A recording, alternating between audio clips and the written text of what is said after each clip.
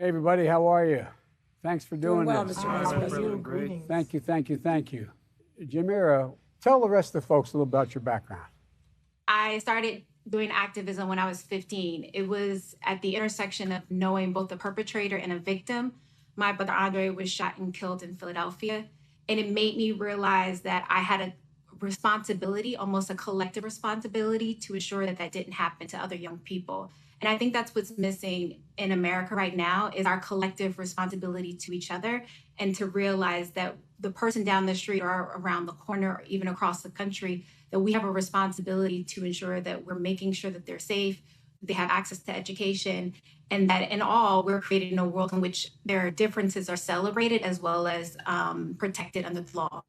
Mayor, how are you prioritizing the many things you have to do as we try to tackle in a way that we haven't before systemic racism in the city? It really is about economic empowerment, because if people are lifted out of poverty and they are given an opportunity to feel a stake in their own future, that goes a long way.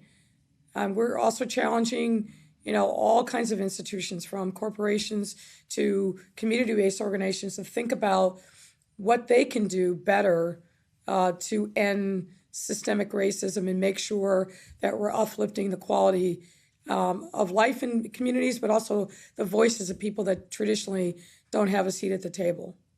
The president's talking about defunding the post office and mail-in voting. I mean, what do you think we should be doing, Mr. President? Well, first of all, we have to change the public discourse around voting.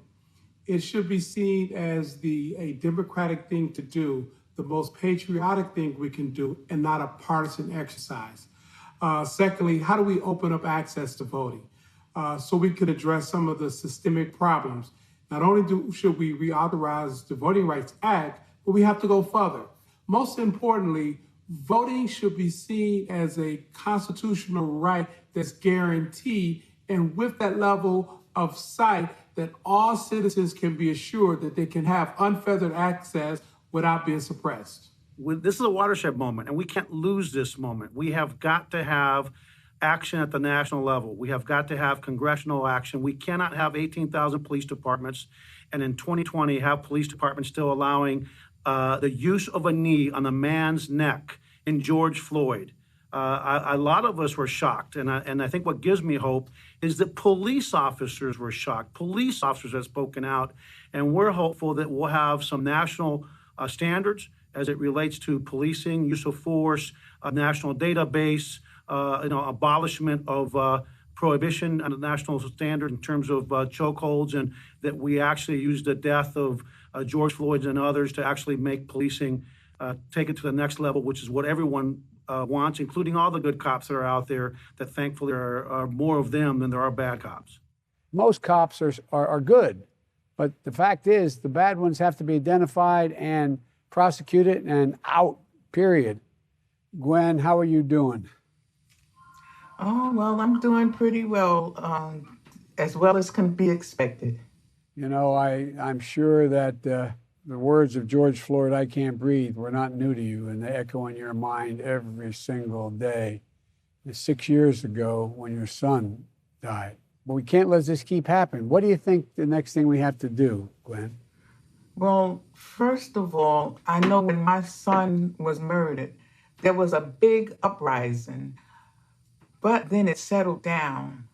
We can't let things settle down. We have to go to the politicians, and we have to hold their feet to the fire, because otherwise the big uprising is not going to mean a lot. So I'm just asking that if you become the president, that you make sure that we get national law as well as state and local law, especially when it comes to police brutality, because that has been an age-old problem. Well, I may be kidding myself, but I think the people are ready. I think people are ready. We just got to keep pushing. We can't let up. But thank you for what you're doing. I really appreciate it. Thanks for joining me. Thank you. Thank you. Bye-bye. Thank you.